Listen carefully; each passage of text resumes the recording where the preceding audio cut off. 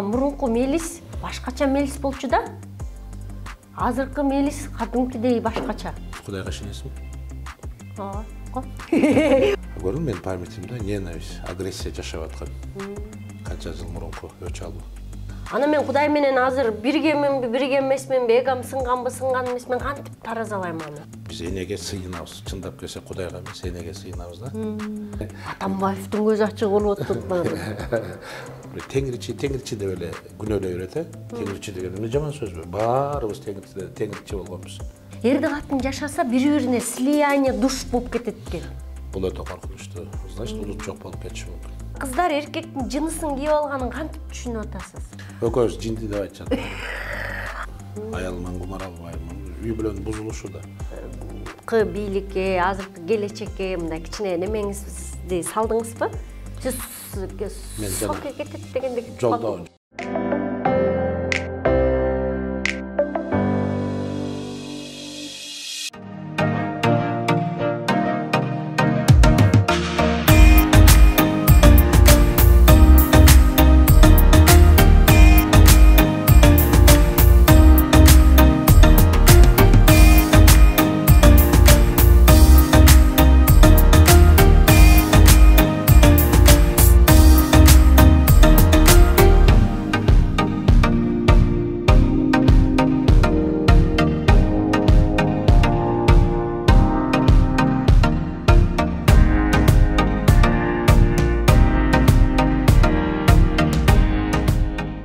Саламатсыздар урматтуу YouTube каналымдын көрүүчүлөрү. Бүгүн дагы сиздердин суранычыңыздар менен 3-чү эфирибизди жасап атабыз. Бул парапсихолог, психолог Мелис Карабеков. Саламатсызбы? Саламатчылык. Агайдын илим мектебине кирип, окуй баштагандан баштап мындай болот го, сиз айттыңыз го, мындай жан дүйнөңөрдү окугула, сырттагы китепти эмес депчи. Анан мындай өзүң менен өзүң сүйлөшүп, өзүң дүйнөңдө жүргөндөгү мындай аңдоолор болот го. Ушундай болготту. Анан бул мондай үчүн мондай турбайбы деген өзүңдүн гипотезаларың барын мындай сиз илим мектебинде ушундай болот деп жазсаңар, жыргап атам да. Мындай менин китебимдегилерди тастыктап аткандайчы сырттан. Ар бир адам өзүнүн жан дүйнөсүн окуш керек дедиңиз, э? Окуй албагандар, сырткы дүйнөгө чыгып кеткендер көп да, э? Ооба, жалган дүйнөдө жүрүшөт. Бул ички дүйнөбүз? Эми сага кандай деп түшүндүрүп берсем, муну Омар Хайям да айткан, баары айткан, адамдын Жалалейдин Руминде сөздөрү, адам жан дүйнөсү китеп деген. Адам өзү китеп. Өзүн эле таанып окуй берсе, жаратканды табат дейт, э? Адамдын жан дүйнөсүндө чоң чексиз китепкана бар. Мени эми бул кандай деп түшүндүрсөм сага кызык болот керек. Мени устатым окутканда аны башка деле молдолор үйрөтчү да. Оң илиңде бир периште турат. Ал сенин жакшы иштериңди, сооп иштериңди китебине жазып атат. Сол илиңде бир периште отурат. Ал сенин жаман иштериңди китебине жазып атат деп. Доброзло.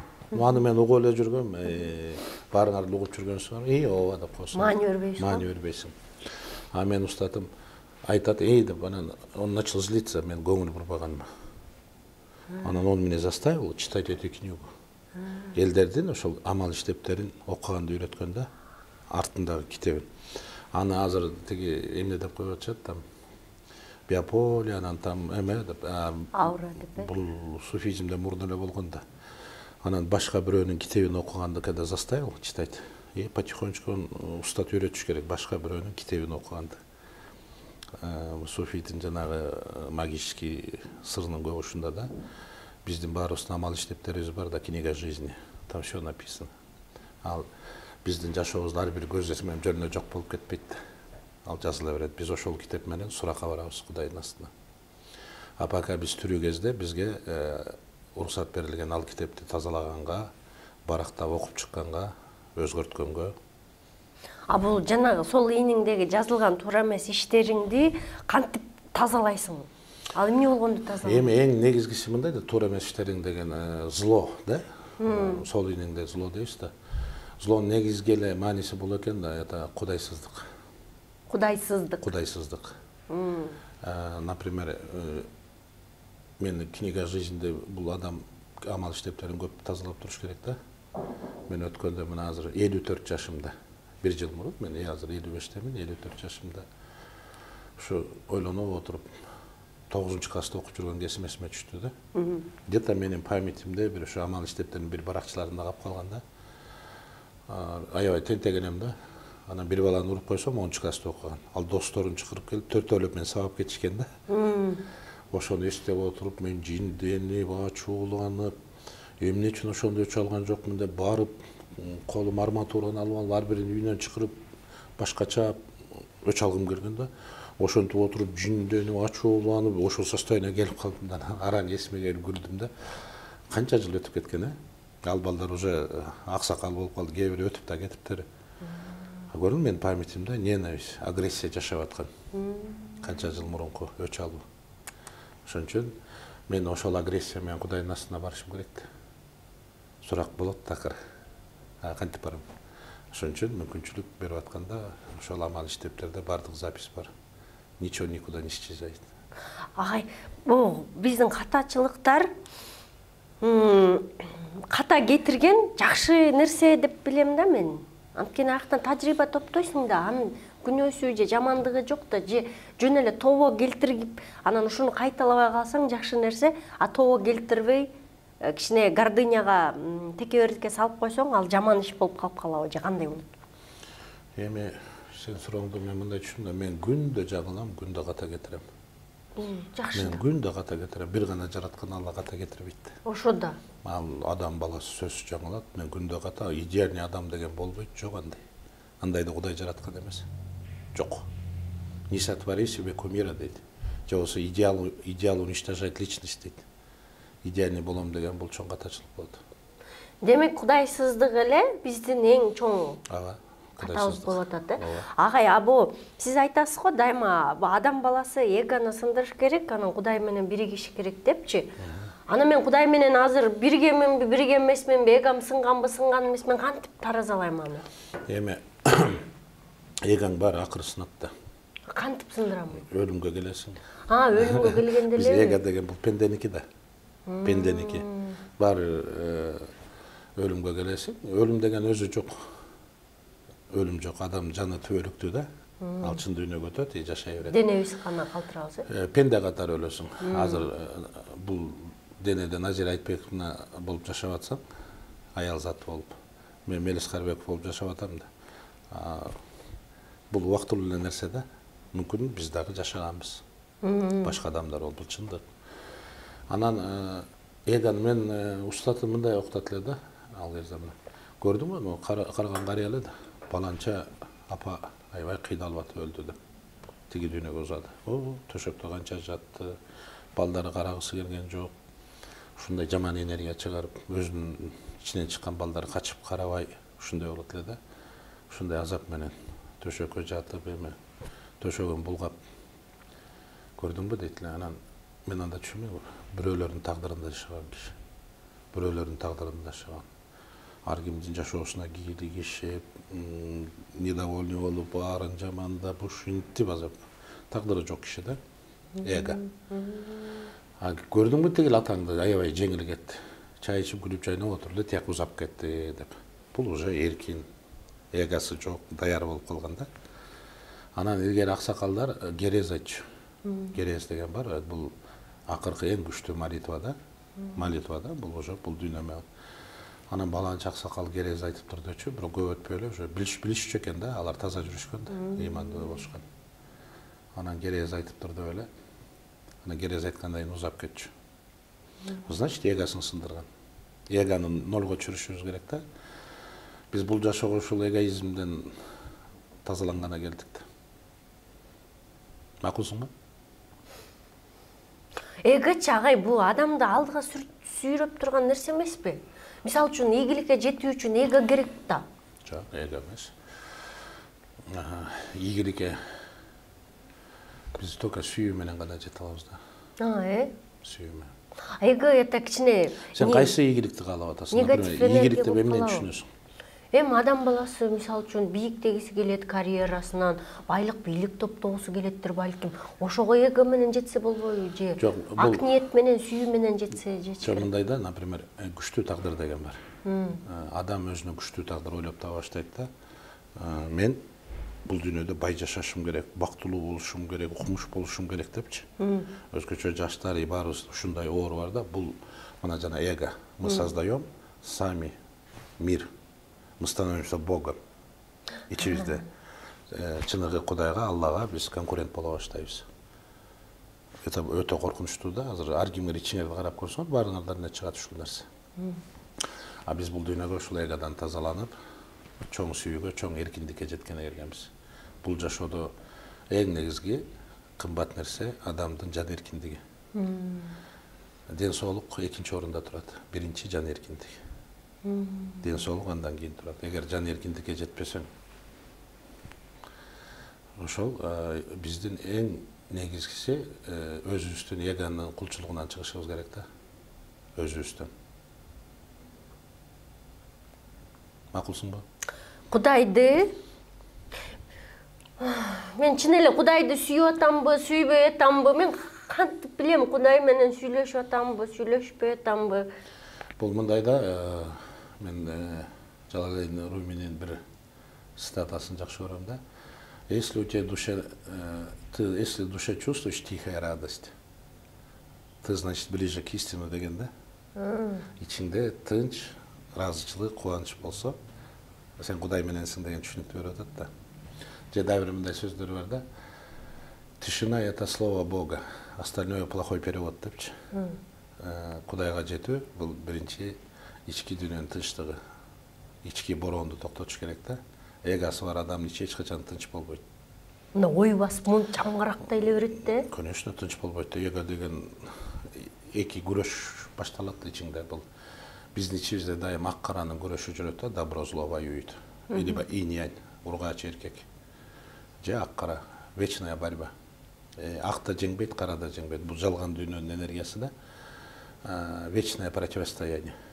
Эч кимиси жеңбейт. А биз аны ичибизге киргизип алсак, чындык издеп. Часто чындык издейбиз, ар кимдин өз чындыгы бар.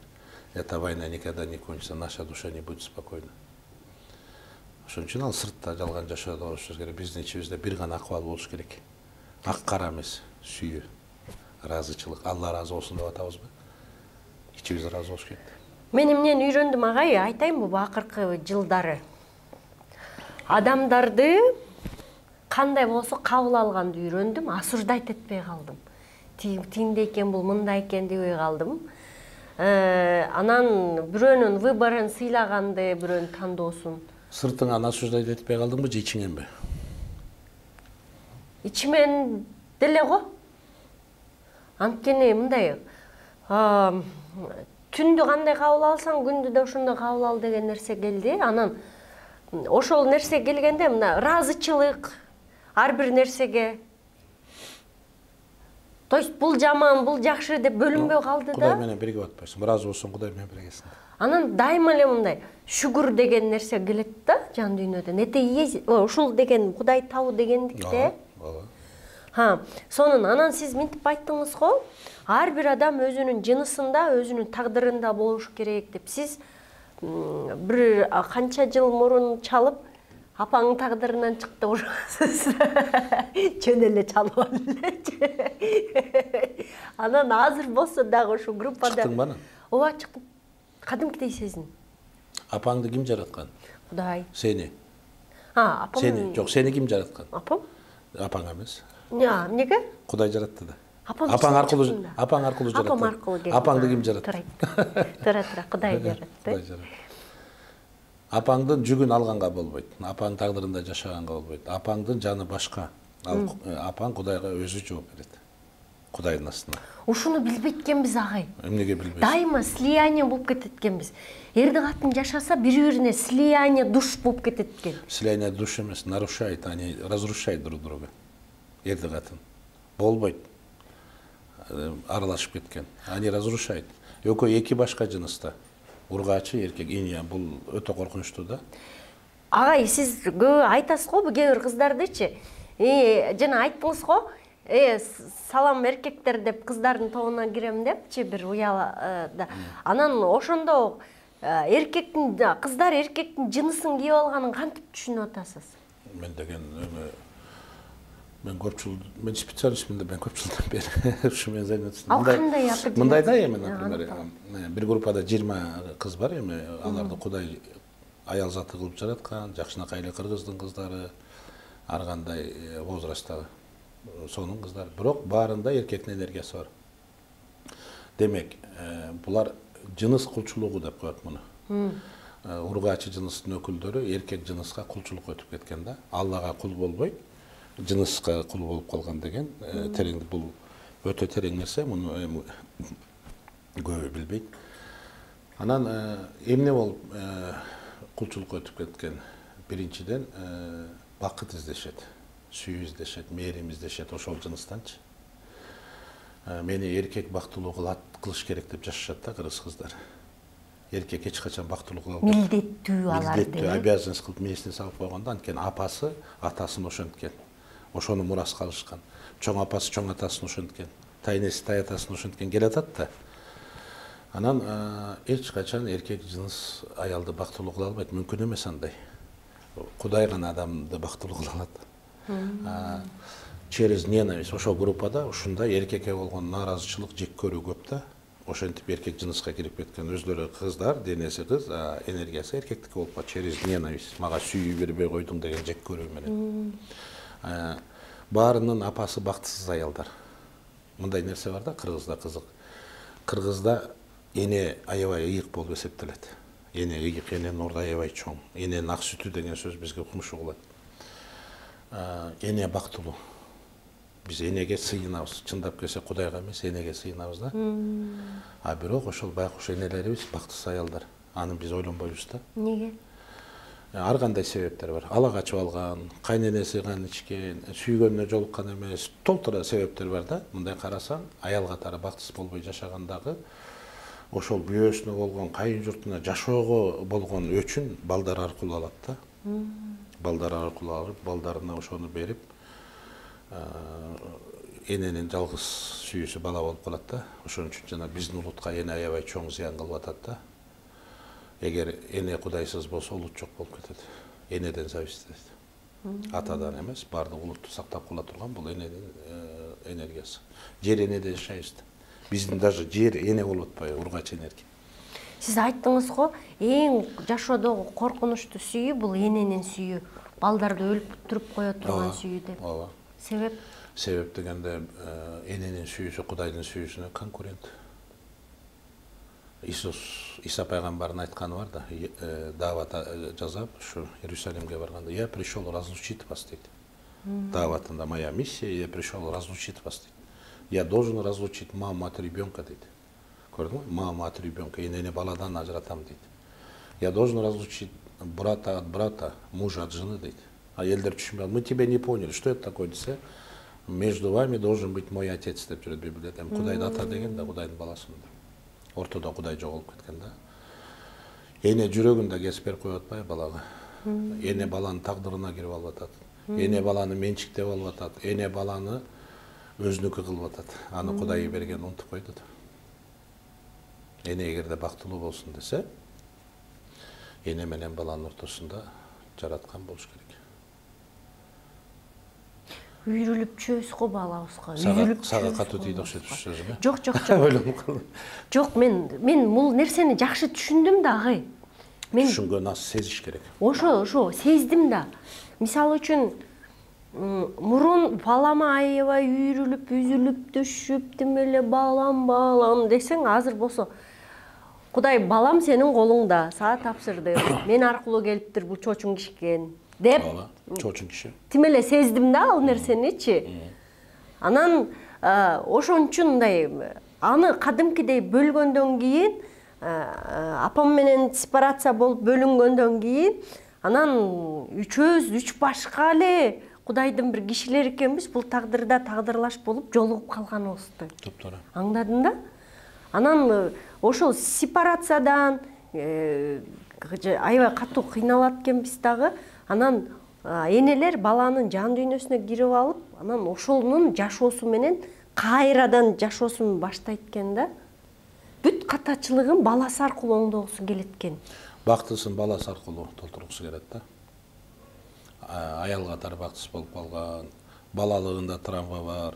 Көрүп атасың да, адам у всех кыргызов есть детская травма. Туурабы? Биз балдарды тарбиялаганды билбейт экенбиз да. Туурабы? Балдарга сүйүү бере албайбыз. Бала тарбиялаган мындайда эң жакшы тарбия баланы Кудай эле тарбиялайт, чындап келсе. Биз ошого тоскоолдук болбошубуз керек да. Мен өз тагдырымда, өз жынысында жашаган көп эле адамдар жолуктурам. Биздин тааныштардын арасынан деле көп. Эмне үчүн ошондой болуп калган? Өз жынысында, өз тагдырында жашайт. Ата-эне Кудайдын сүйүүсүн алып, ата-эненин сүйүүсүн алып балдарга берген. Кудайдын сүйүүсүн алып, ушундай бир нерсе бар да. Ал балдар Кудайдын сүйүүсүндө чоңойгон. Эгерде ата-эне өзүнүн сүйүүсүн берип салса, эгоизмин берип салса, ал балдардын тагдыры оор болот, байланып калат. Гордынясы высокий болот, тагдырга таарынып, жашоодо бактысыз болуп атпайбы. Ошон үчүн балага биринчи Алланын мээрими, Кудайдын сүйүүсү керек да. Ошон үчүн балага тоскоолдук болбой, сен уулуңа Кудайдын сүйүүсүн өткөз, өзүңкүн карма. Анткени эмне үчүн? Анткени бир да адамды Кудай кур калтырган эмес, анын ичинде чоң талант бар, чоң өзгөчөлүк бар, чоң резерв бар. Бардык адамда, бардык пендеде. Биз ошону ачканга тоскоолдук кылабыз. Агай, сиз айттыңыз го, ар бир адам көз ачык боло алат, ар бир адам сүйлөштүк го, эмне деп сүйлөштүк элек агай? Сиз бир кишини ойлойсуз, анан мен кимди ойлоп аткан эмне дечи эле? Жок, мындай да, бул эми баардык кыргыздар касиетке кызыга берет да. Кыргызчылык, анан касиет деп. Менин касиетим бар деген кишинин ичи тар да. Ичи тар болот. Завистливый, эго же. Анан мен эле укмуш болушум керек, мен эле мындай болушум керек дей берет да. Зависть бар. Чындап келсе, бардык адамда касиет бар. Баарын Кудай жараткан да. Бардык адамда бар. Күн баарыбызга бирдей эле тиет. Ток ошону ача билиш керек да. Жана силер ааламды сезип атпайсыңар, бардык аалам. Ну, человека достануйся часть вселенной, он чувствует всё. Адамда учуучу периштелер бар. Түшүнүп атасыңбы? Мен шакирттериме тапшырып атпайм, мен кимди ойлодум деп. Ошо мен бирөөнү эстеп атам, ошол аял эркекпи десем, сен да туура таптың, көбү туура тапты, көбү жаңылып калды. Просто ал адамдар смогли почувствовать. Эти люди может подключаться к вселенному, ааламга бириге алат. Ааламдагы сиздин эмеңиздеги. Эгерде сен эгоист болуп, өзүң менен өзүң боло берсең, сен аны сезбей каласың, или будешь чувствовать только зло. Салба колуңузга чоң эле кыз. Жок, агай, ананчы мындай илгери мындай го, илгери мындай сөз менен эмес, сөздүн баркын кетирип, чалчык кылбай, мындай эле бир көз карашынан эле, көкүрөгү менен эле ал кишинин көкүрөгүндө эмне жатканын туюп койчу эле го. Демек илгеркилер аябай таза болчу экен да. Аябай таза болуп, например, биздин могу согуш учурундагы да, согуш учурунан кийинки, могу согуштан кийин бакыт келди да элге. Согуш бүттү и жакшы жашоо башталды 90-жылдарга чейин. Ошол кезде биз жоготуп койдук да. Согуш учурунда элдер аябай таза болгон. Оор согушту биримдик менен эл ынтымактуу болуп жеңип кеткен да. Ачкадан өлгөн эмес. Бир айыл ачка жатса, бирөөнөн жатса баары ошону бөлүп жешчү да. Тынчтыкта, бул бакытта неме адам көп, анан эгосы чоңоюп баштайт экен да. Жок, Советский Союз бейиш табишет эткен да, коммунизм деген. Элдерди бактылуу кылабыз деп адаштырып койду да жолуна.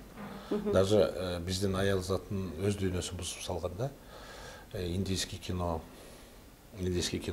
же болбосо жанагы аялга тең укук деп эркектерге каршы койгон. Кыргызда аялдын өзүнө орду болгон тең укукта эле жашаган да. Кыргызда аялдар орду чоң эле болгон да, көчмөн элди.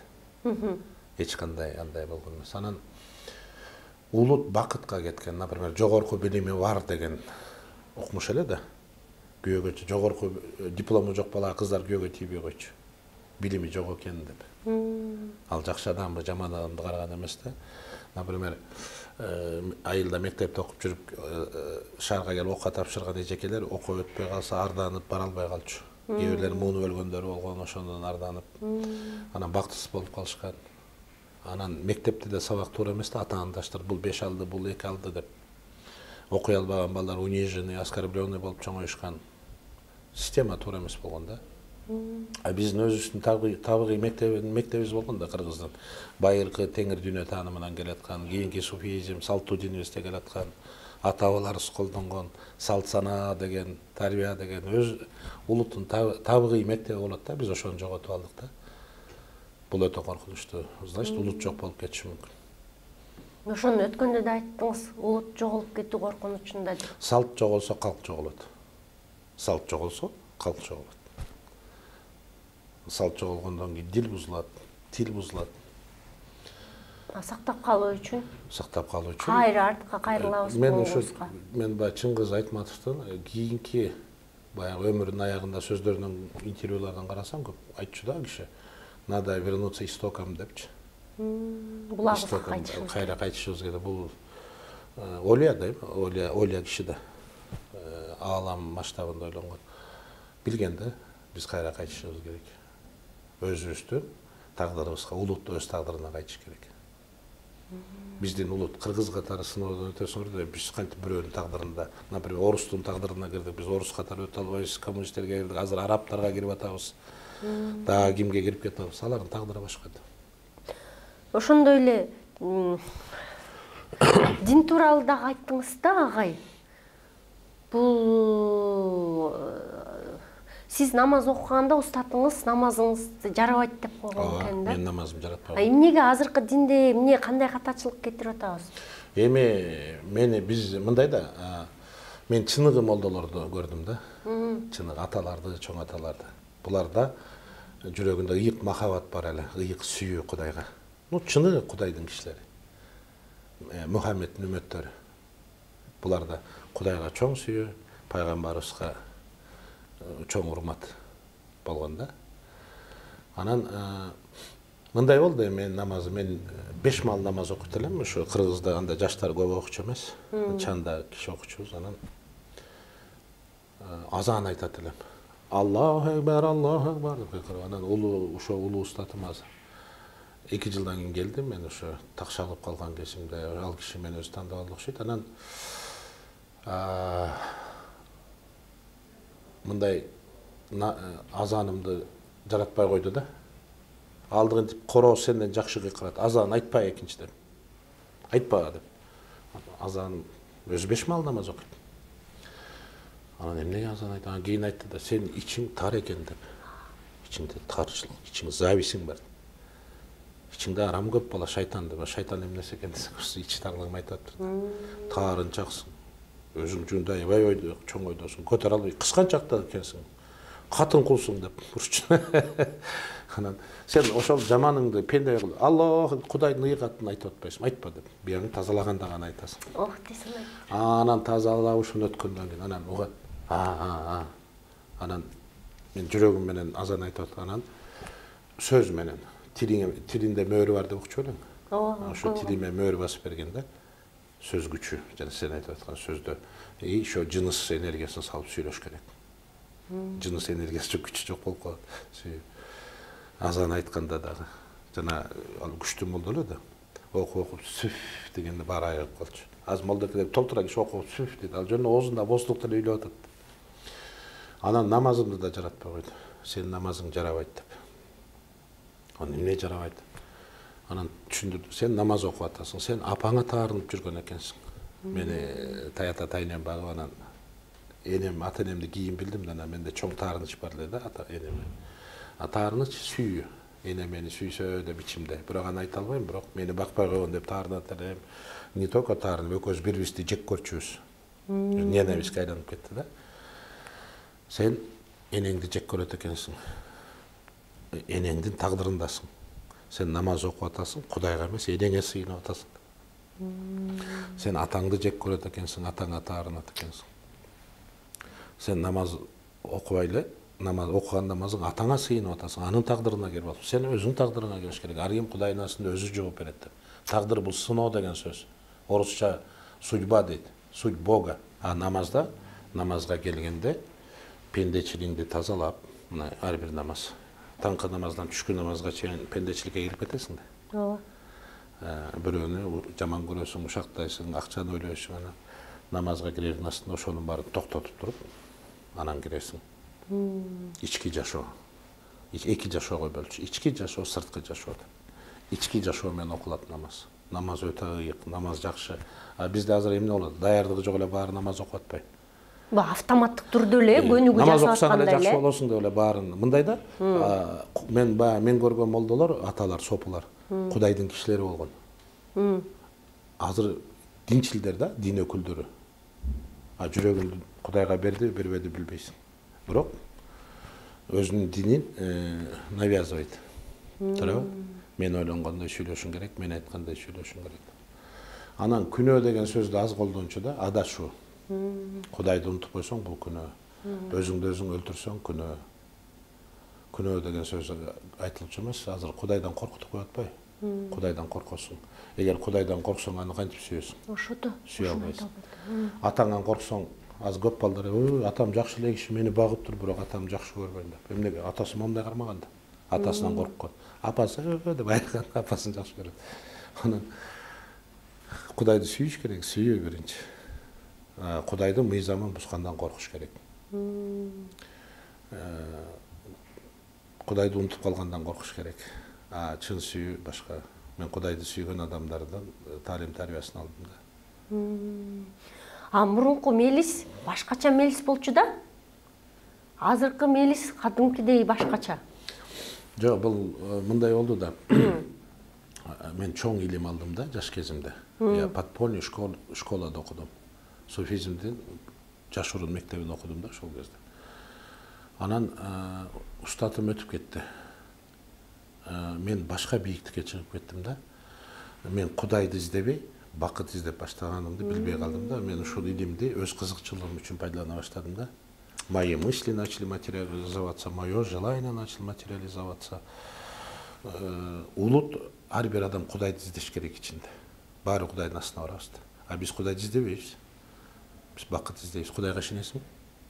Коркуп калдым агай айтканда. Сурасаң, Кудайды издейсиңби же бакыт издейсиң? Бакыт издейсиң. Биздин улут Кудайга эмес, Кудайды издебейт, бакыт издейт. Биздин улут бейиш издейт. Кыргыз. Например, еврейлер жамандыкка даярданат. Ичинде заложен да. Эртең кырсык болот, эртең жамандык болот деп даярданат. Анткени 1000 жылдап куугунтукта келатат да, Моисейден баштап. У них выработалось национальное, генетически эмес. Кыргыз бакыт издейт. Кудайды издеген кыргыз аз эле да. Балким кыргыз Кудай менен эле дароо эле төрөлүп калган. Жок, улуттун багыты болот да, ар бир адамдын өзүнүн биз сөзүбүздөн адашып калган жокпузбу? Кайсынан келатат? Ар бириңер ичиңерди уксаңар, бир багытыңар бар да. Каяка бараткан? Куда ты идешь, что ты хочешь? Бул жашоодон тагдырдан эмнени каалап атасың? Кудай бактылуу кыла көр дейбиз. Бакытты каалайсың, Кудай менен соодалашасың. Намазда болбойт соодалашкан. Эмне үчүн намаз окуп атышат? Ыйык намазды окуп атышат азыр. Мен көбүнө айтам, сен эмнеге мечитке бардың? Мен мына уулум отурат, жума намаздан калчу эмес, анан барсын, жакшы. Ислам дини сүйүүнүн дини. Анан экөө сүйлөштүк да, сен эмне үчүн барып атасың жума намазга десем, анан сенден аяка акча сурап барып атасың. Туура. Акча сурап барып атасың. Сен аяка крутой болом деп барып атасың. Намаз окусам эле жолум ачылып, крутой болсом, мынтип анан кийин жума намазга барып, деп андан кийин түшүнүп калды да. Мен көрсөм ошентип барып атам. Жаштардын көбү Кудай менен соодалашып барып атат. Намазды пайдаланып, хочет достичь своей корыстной цели. Ошо менен динди бузуп атышат.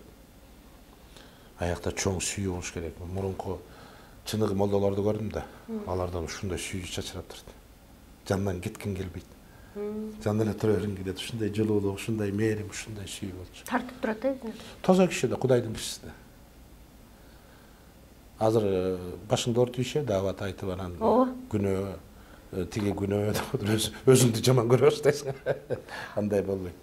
Алар бирөөнү сен күнөөлүүсүң деп айтканга эч кимдин акысы жок. Аны бир Кудай билет, ким күнөөлүү, ким күнөөлүү эмес. Кайдан билесиң? Кудайдын Сен да оюна кирип Кудайсың. алат. Конечно, ролуна. Бул аябай чоң. Ошентип айткан өзү күнөө. Ай, азыр сиз ушинтип айтып аткандачы, Кудайды издебей бакыт издейсиңер дегендечи, мындай мисалы үчүн биз ийгиликке жетип, же дабыр демкеге Хорошо, мен жеткендечи. заранее эле жооп берейинчи, сөзүңөр чала түшүнүп калат да элдер. Мен өткөндө интернеттен көрүп калдым, ученыйлардын генетический исследованиясы бар экен да. Где-то жер үстүндө 120 миллиард адам жашап өткөн деген. Эми бул толук чындык деле болбошу мүмкүн, бирок ушундай. Анан 120 миллиард адам жашаган болсо, эгерде ошол бир адамга окшошкон эмес. Алланын усталыгын кара. Бир адамга окшошпойт. Анын дүйнөсү бар. Анан биз бакыт издеп атабыз деп атпайбызбы? Адам сөз бактылуу болгусу келет. Жакшы нерсе. Биз бакытты башка жактан издеп атабыз. Коомдон издеп атабыз, акчадан издеп атабыз. Сенин үйүң начар болуп, жаныңда чоң заңгыраган особняк турса, сен бактысыз боло бересиң. Сен жаман москвич деп баратсаң, жаныңда бирөө кычыраган классташың же досуң кычыраган жып сатып алды. Бактысыз боло бересиң. Бакытты коомдон издеп атабыз, атаандаштыктан сарымыз. Андай аякта жок бакыт. Аякта осуждение, ненависть, ичтарлык бар. Бакыт биздин ичибизде. Бардык адам бактылуу туулган. Бактысыз адамды жаратпайт Кудай. Мүмкүн эмес андай. Биз өзүбүз башка жактан издеп, өзүбүздүн бактыбызды башка жактан издеп жүрөбүз да. Бактылуулук аябай чоң казына бар адамдын ичинде. Анан мен көп көрөм да, вот жаш эле балдар, жаш эле кыздар бактысыз да. Эчтеке жашоону баштай элек, бирок бактысыз. Жакшылап карасаң, апасы бактысыз. Атасы бактысыз. Ошону мураска таштап койгон. Уже бактысыз боло берет да. Бактысыздык да мураска калат. А чындап адам Кудайды тааныган болсо, ал бактылуу. Бакыт деген ошол. Бакыт бул сүйүүдө. Сүйүүдө эки сезим жок. Ак кара жок, сүйүү бирөө эле. Макулсуң? Макулмун. А калганда бүт эки сезим бар. Ак кара.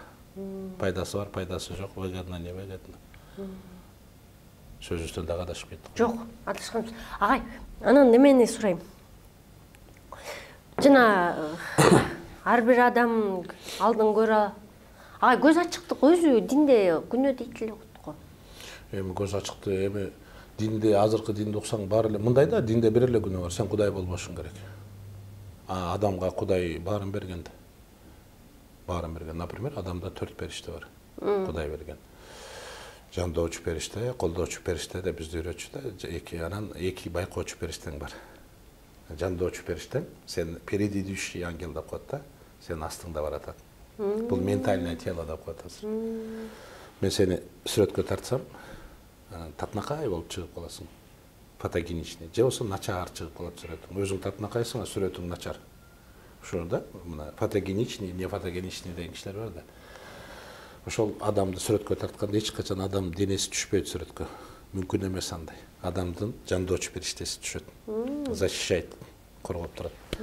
Жандоочу периштең түшөт. А сенин ички жашооңдогу ички пейилиң бияка отражение болуп турат.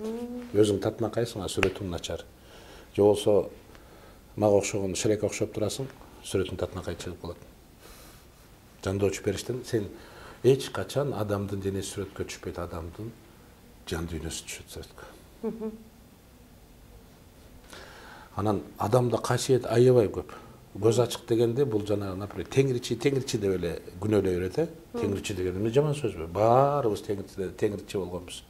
Биздин ата-бабаларыбыз. Тенгрианство, теңир дүйнө таанымы деп. Бардык диндин баары ошондон чыккан, теңирчиликтен башталган. Теңирден башка теңир жок деп Алтайда биздин ата-бабаларыбыз айткан. Тарыхты жакшылап караш керек да.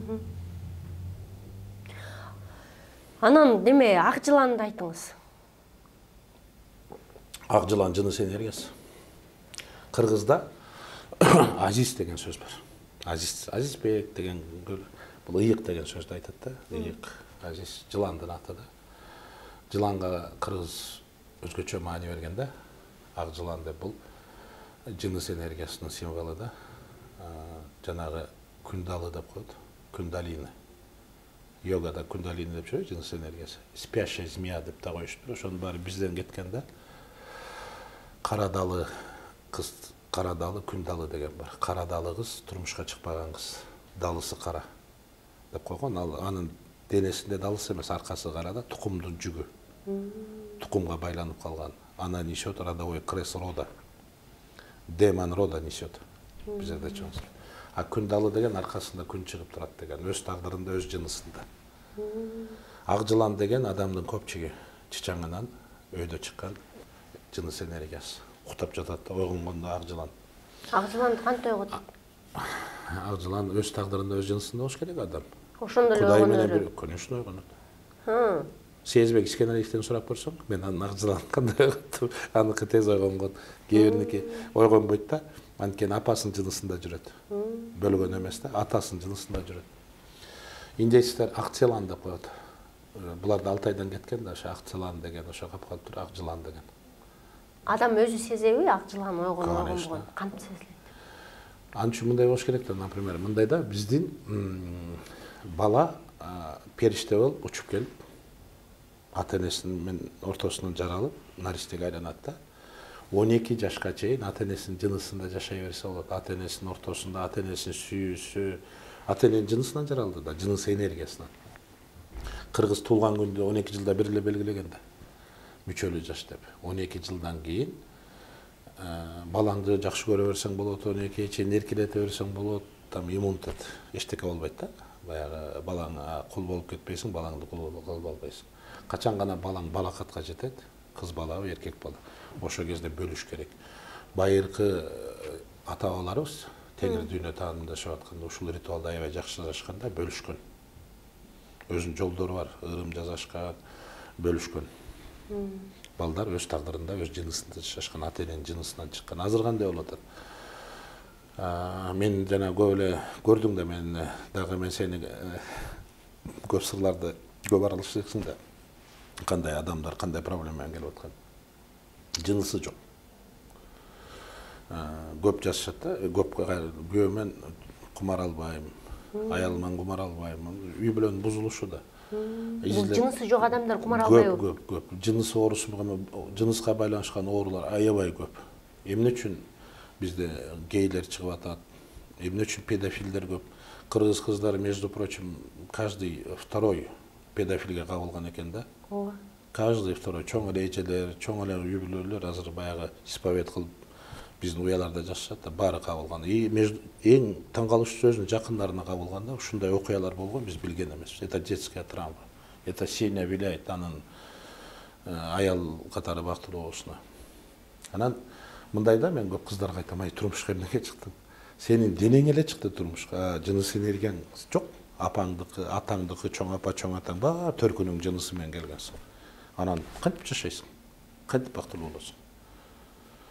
Өз жынысы менен гана турмушка чыгыш керек. Жараткан Алла баарын өзүнүн жынысын берген. Кайталаңыз. Ар бир адам жыныс энергиясы неповторимый, жана адам ДНКсы, отпечатка пальцев кайталаңыз го. Ошондой кайталаңыз. Апасынын жынысы менен жашайт. Кыз денеси чыкты күйөөгө, а душасы төркүндө калды.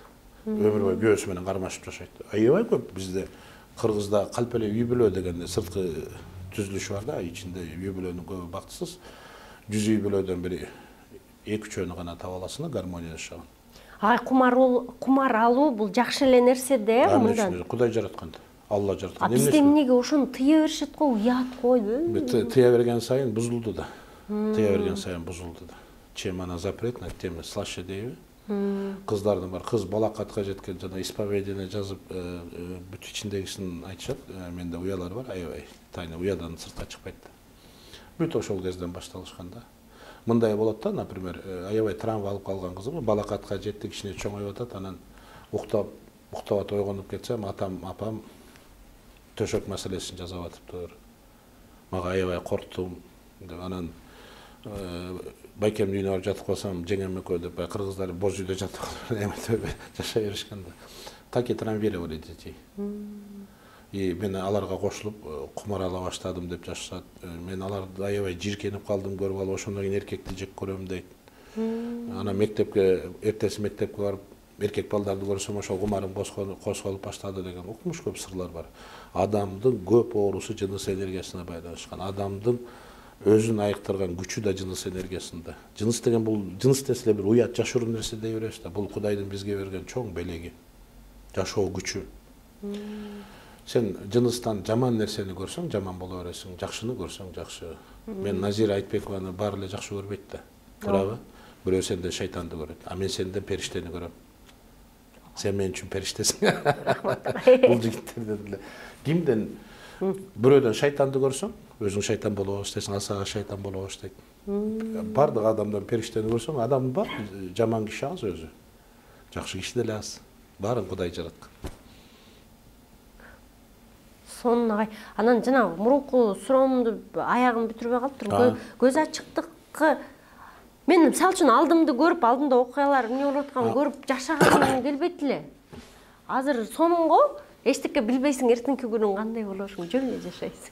Жок, эми муну коркутуп салды да, эртеңки күндү көрсөң күнөө деп. Туура, эртеңки күндү мындай да, мен эртеңки күнүмө мындай да, мен эртеңки күндө эмне болорун көрсөм, Кудай эмне даярдап койгонун көрсөм, андай көп эле болгон.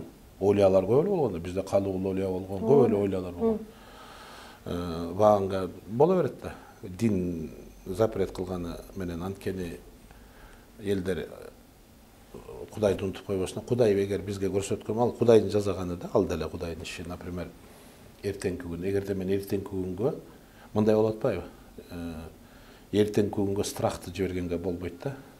Например, эртең балдарым чоңоюп анан эмне болот, эми 1 жылдан кийин мен эмне болом деп страхты жибересиң, ошол страх өзүң барасың.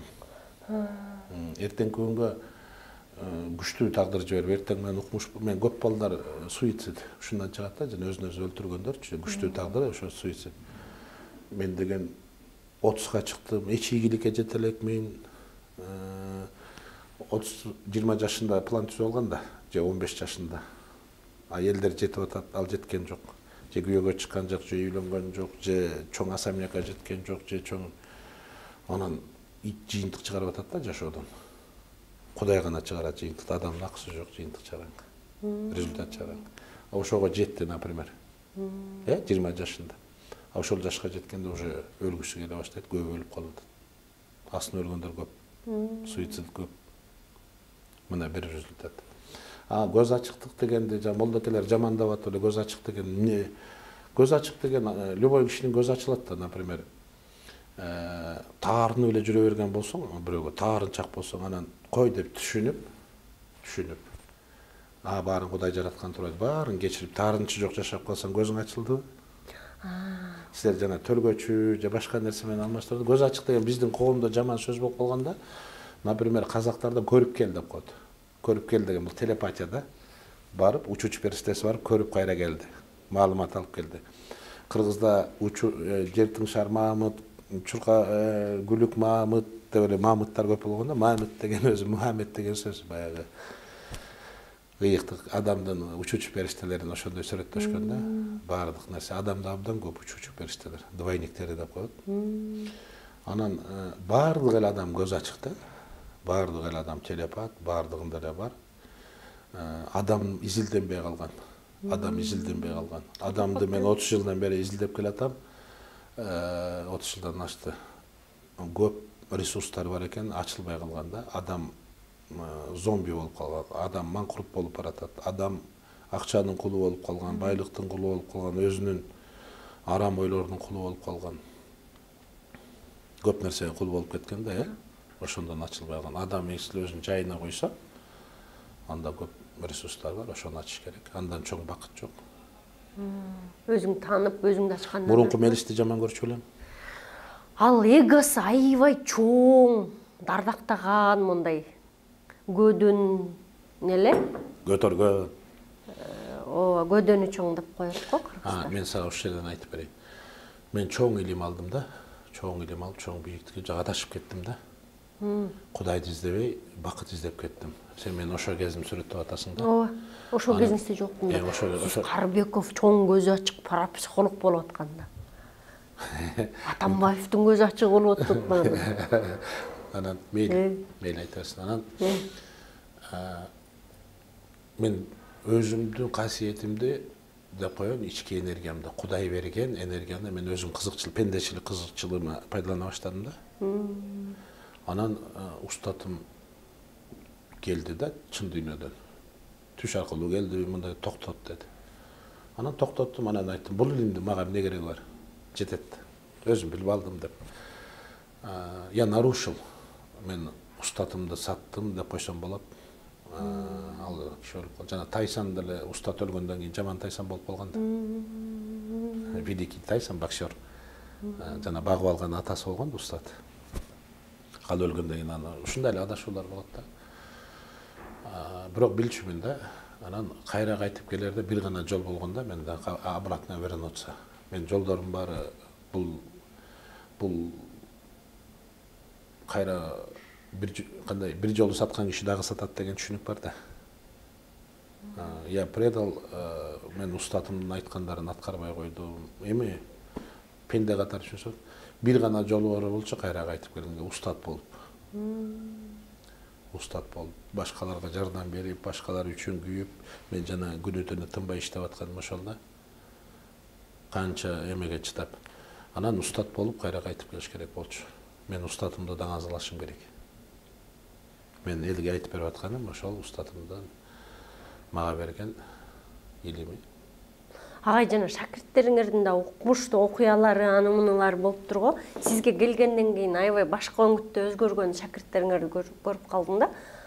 Ошолордун арасынан мисалы үчүн бир кыз бир мурунку сүрөтүндө жолукчу, анын кийинки сүрөтүндө жолугу жок. Эмнеге ал?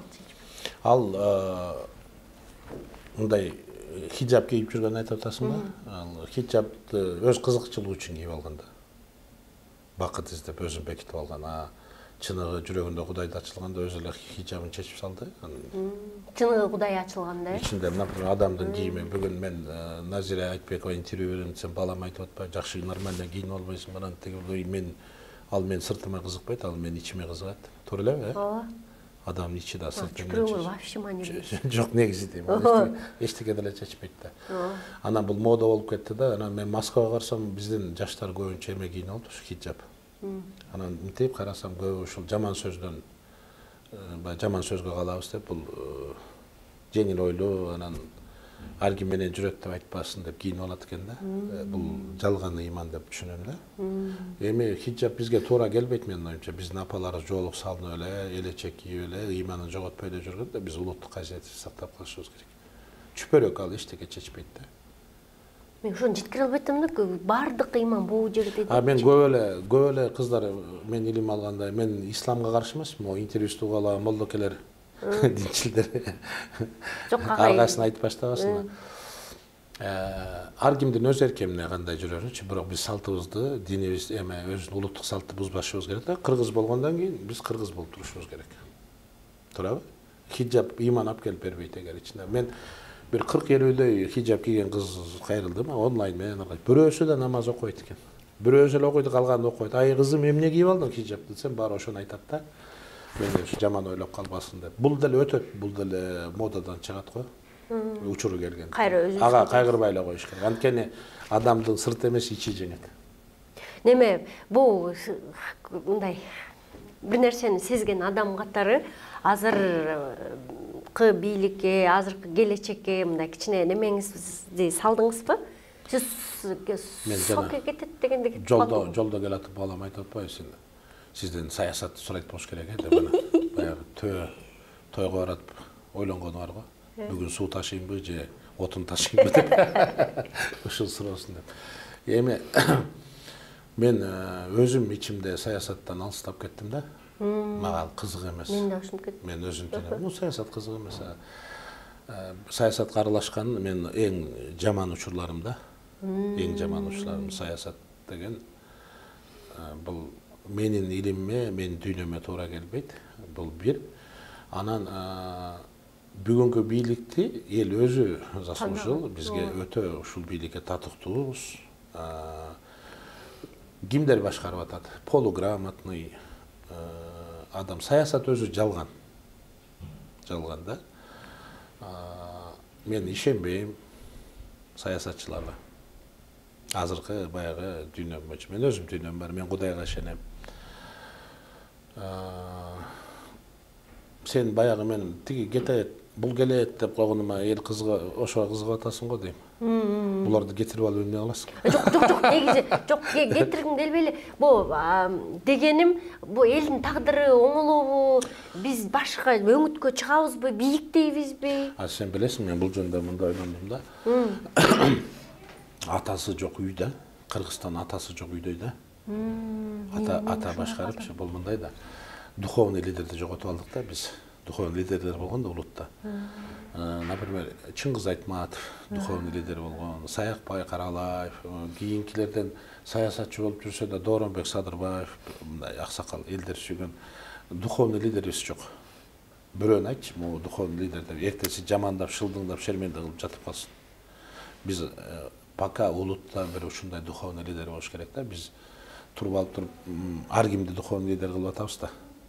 Ар кайсы башка эл биз баягы атасын жоготкон балабыз да. Атабыз бар эле ар кимди өгөй атаны ата кылып алып жүрөбүз да.